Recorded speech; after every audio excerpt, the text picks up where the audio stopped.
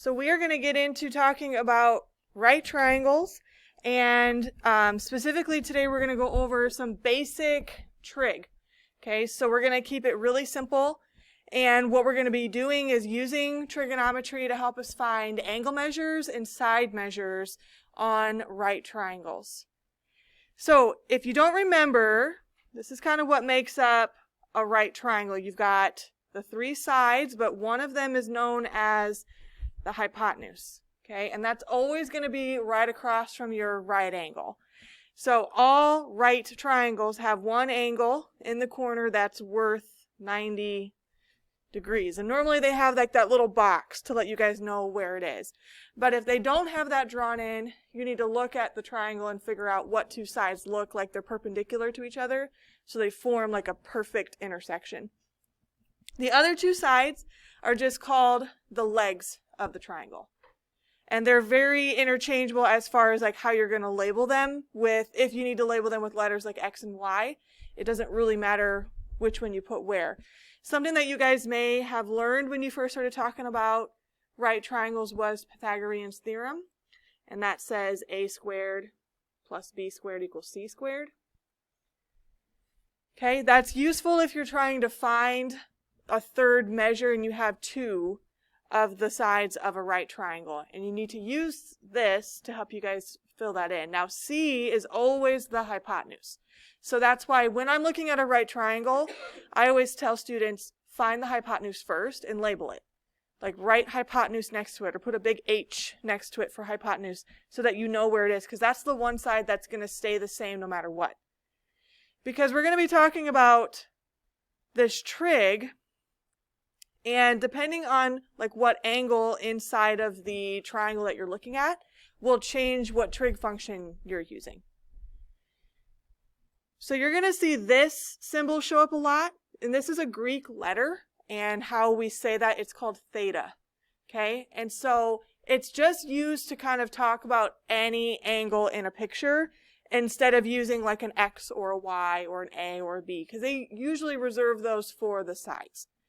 So you're going to see that show up a lot when we're talking about a specific angle in the triangle. Now with the trig that we're talking about, you guys may be familiar with this SOHCAHTOA. Okay, it's kind of a way for us to remember how we set up the three different trig functions: sine, cosine, and tangent. Okay, so sine, which is actually spelled S-I-N-E, okay, so sine of theta is O and H. The O and the H stand for the opposite side and the hypotenuse side. When we're talking about opposite would be like directly across from something. Okay, so I'm opposite of all of you right now because we're across from each other.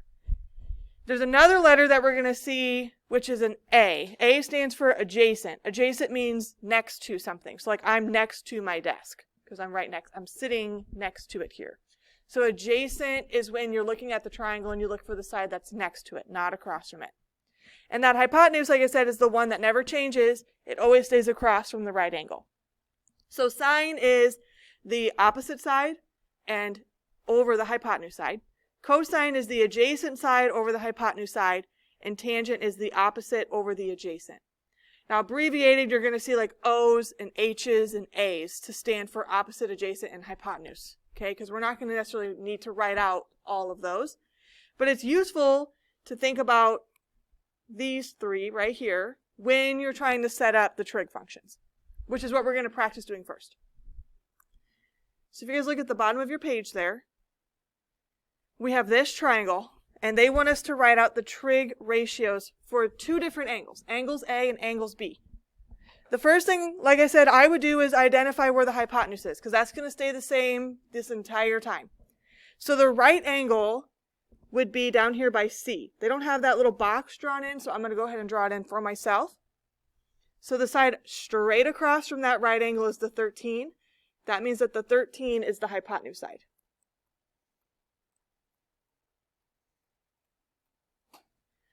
So 13 will always be your H for all of the trig functions that I set up. Now, depending on what angle I'm looking at, so I'm going to start with looking at angle A. Okay, so I'm looking at A down here, kind of in the bottom left corner. I need to set up the three functions for sine of A, cosine of A, and tangent of A.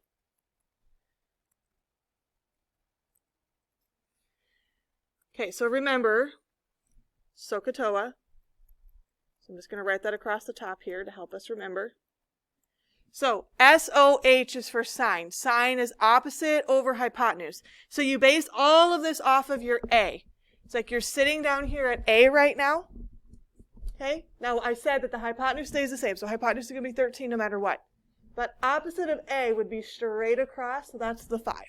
So 5 is going to be the opposite side for the A. So we're going to do 5 over 13 for sine. And I'm okay if you guys just leave it as the fraction. I don't need a decimal if you don't want to give me the decimal. So now cosine of A, still looking at that same angle, cosine is the adjacent side. So 5 was opposite, 13 is the hypotenuse. That means that 12 has to be the adjacent side because it's right next to A. I always say that when you're looking at the triangles, the angle and the adjacent side should be directly connected. Okay, they should be able, like you should be able to draw a line from that angle to that side because it should be right there next to it. So that's going to be 12 over 13. Then for tangent of A, tangent is opposite over adjacent. We said that the opposite side was 5 and the adjacent side was 12. So we're going to put 5 over 12. So that's the 3 functions for angle A. Now they also want us to do this for angle B. So that changes where we look now because B is up here. Okay, so it changes the opposite and the adjacent side. The hypotenuse is still 13. But now if you look at B, 12 is the opposite side because it's directly across. 5 would be the adjacent because it's right next to. So I want you guys to take a minute and I want you to fill out the 3 functions for angle B.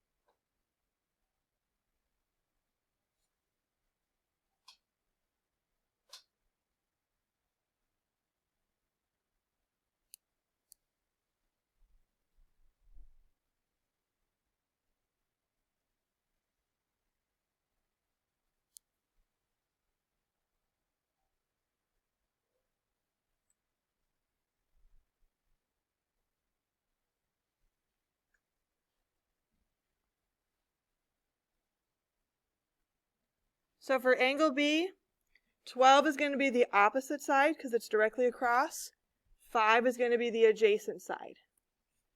So sine is going to be 12 over 13. Cosine is going to be 5 over 13. And tangent is going to be 12 over 5. If you guys look at the 6 trig functions, look at sine and cosine of A to sine and cosine of B. They're flipped. Okay, it's like sine and cosine just switched. We switched the fractions. So if you look, like these 2 are the same and these 2 are the same. That should always happen on right triangles like that because there's a limited number of sides. There's only 3 that you can work with here. So there's going to be some patterns that start to show up. Just like with tangent, tangent is the same fraction, but one of them is the reciprocal of the other. So it always gets flipped upside down. Like it's 5 over 12, 12 over 5. So you should be able to see some of those patterns when you're setting up the 6 trig functions. Okay, let's turn the page over and look at the next one here.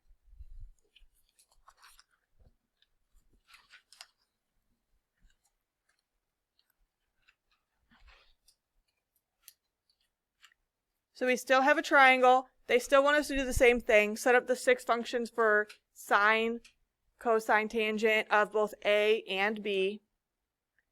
Okay, so the first thing is, can you guys tell me what side is the hypotenuse side? Good, 2, because the right angle's down here by C, so that means that 2 has to be the hypotenuse.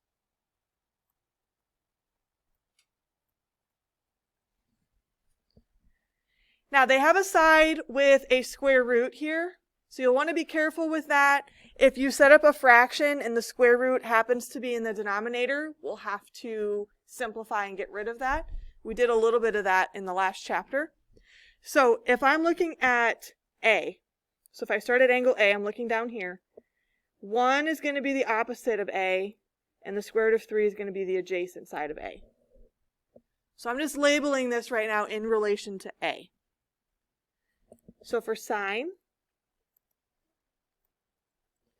again, if you need to write that SOHCAHTOA across the top to help you remember, do that.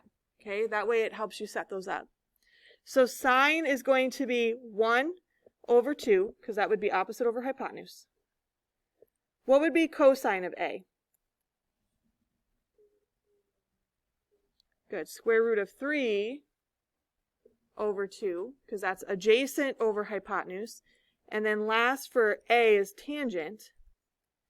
Tangent is opposite over adjacent. So opposite is 1, adjacent is the square root of 3.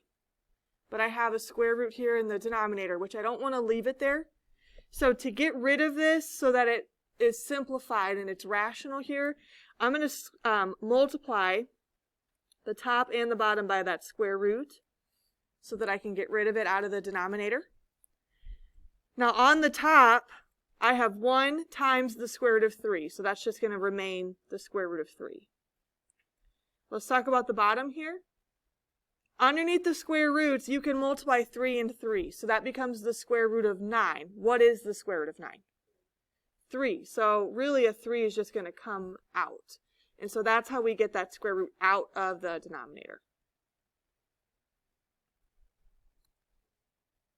Okay, so why don't you guys try to do it for B now?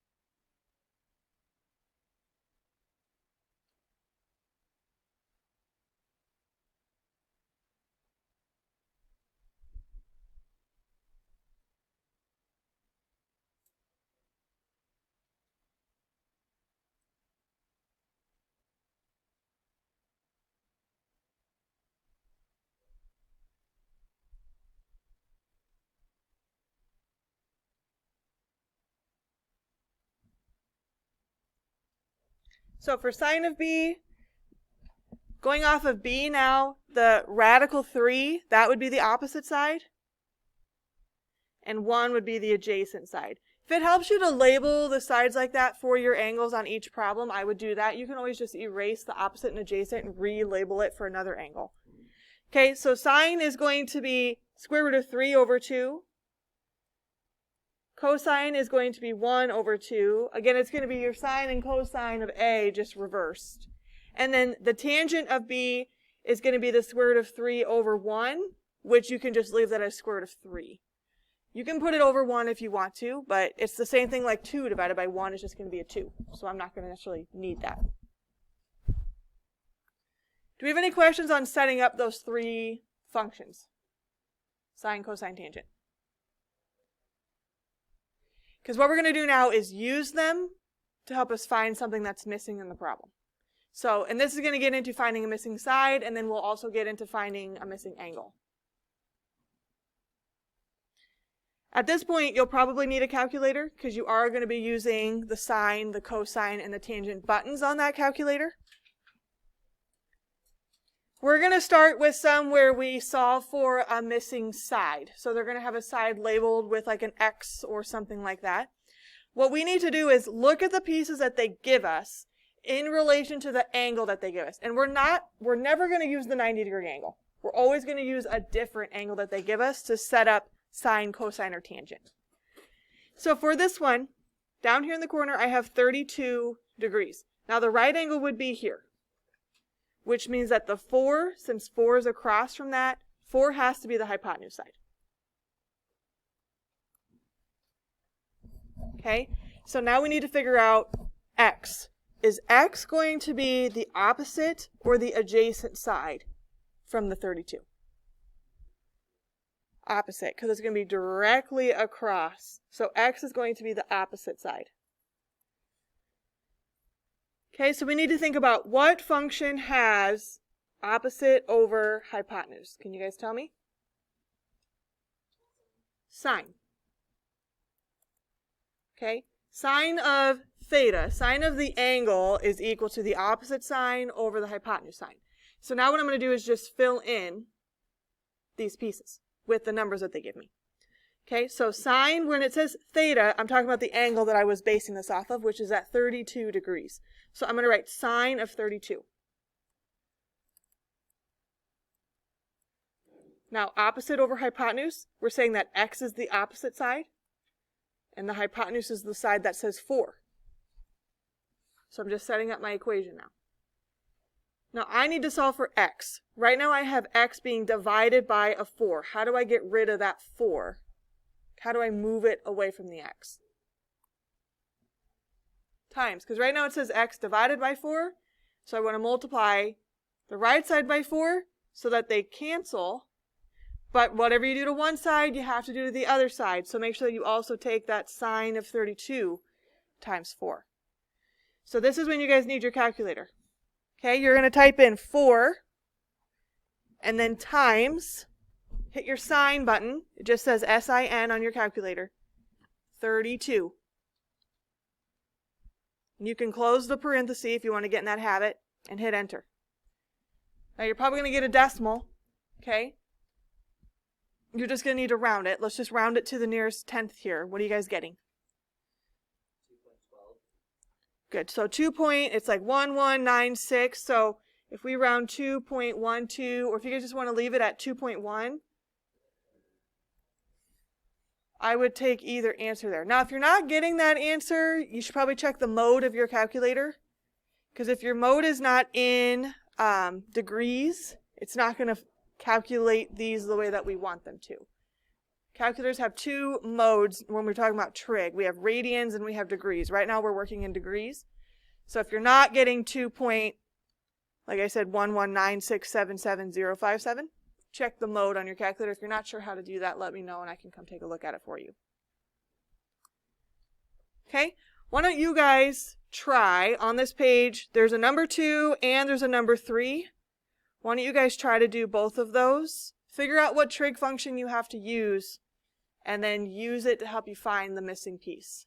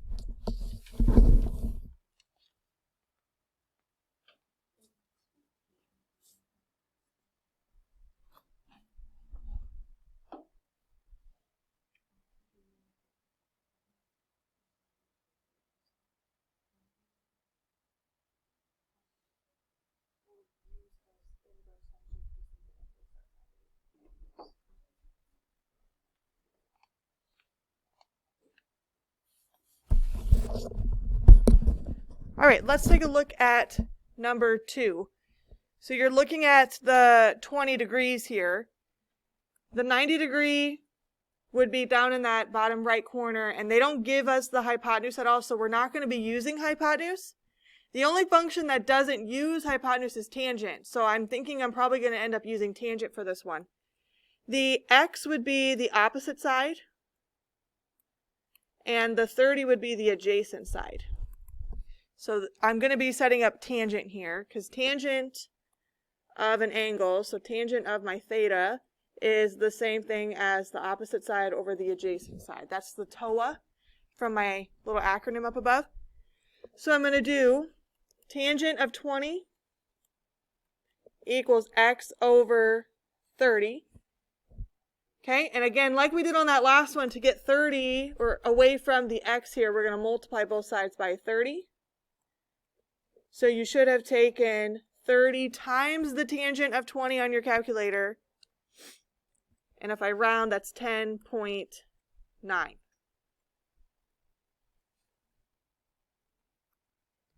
Okay, for number 3, the right angle would be up in the top right corner, which means that the 70 degrees, because that's across, or I'm sorry, not the 70 degrees, the 70 across from the 90 degrees is the hypotenuse side. 76 is the angle we're basing everything off of, and x, they're connected, so that means x has to be the adjacent side. So that's going to be the cosine function. So cosine of my angle theta is adjacent over hypotenuse. So we're going to do cosine of 76 equals x over 70. And then we multiplied both sides by a 70. And I got 16.9 if I round.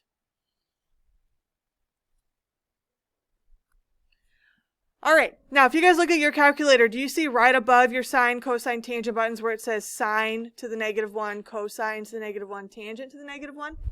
So we're going to start using those when you're trying to find missing angles. So you use regular sine, cosine, tangent when you're finding sides, like we just did.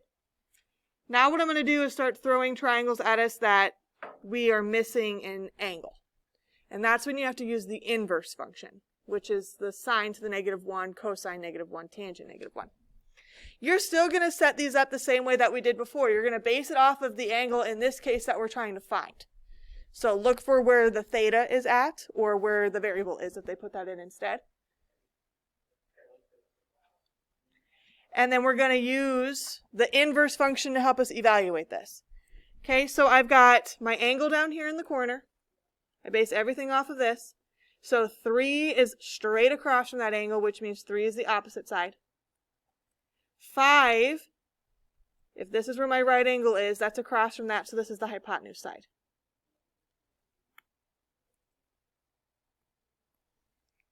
So I'm going to be using sine because I have opposite and hypotenuse. So sine of my angle, theta, is opposite 3 over hypotenuse 5.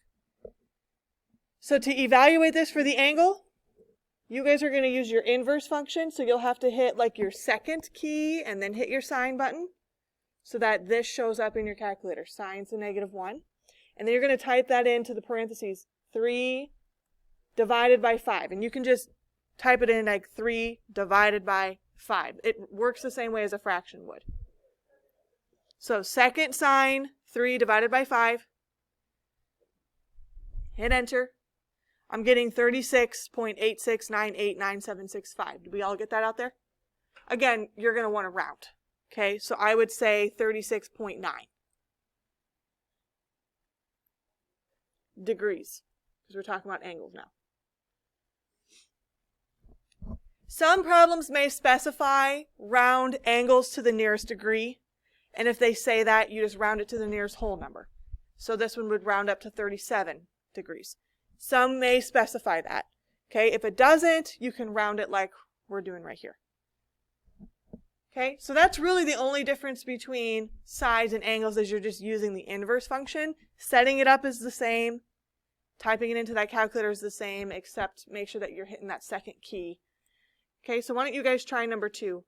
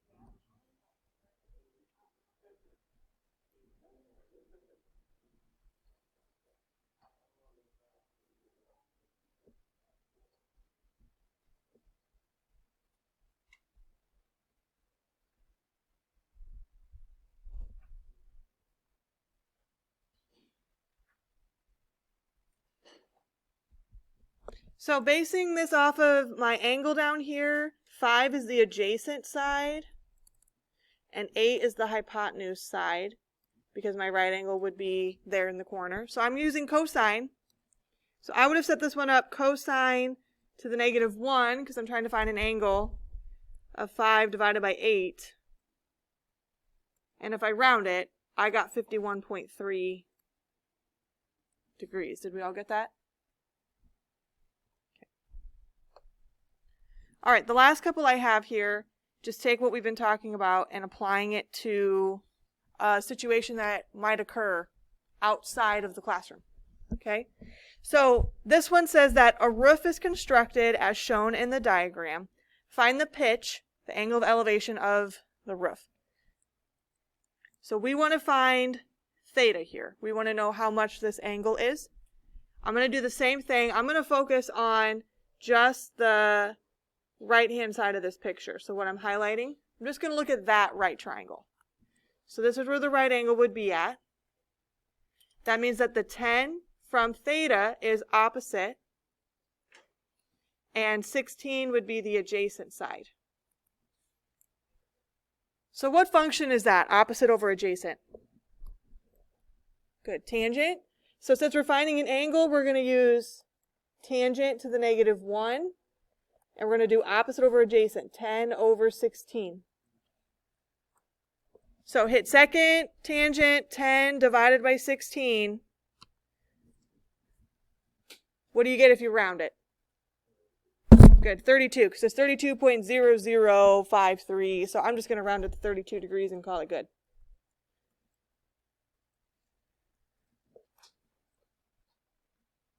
Okay, let's take a look at this last one here.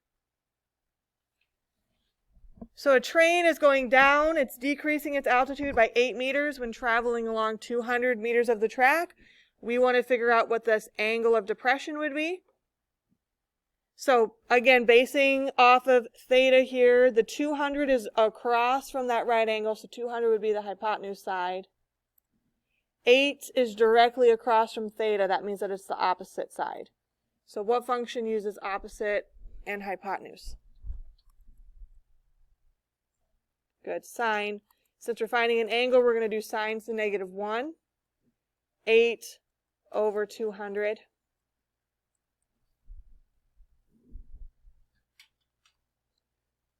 What do you guys get if you round it to the nearest tenth? 2.3. Good, 2.3 degrees.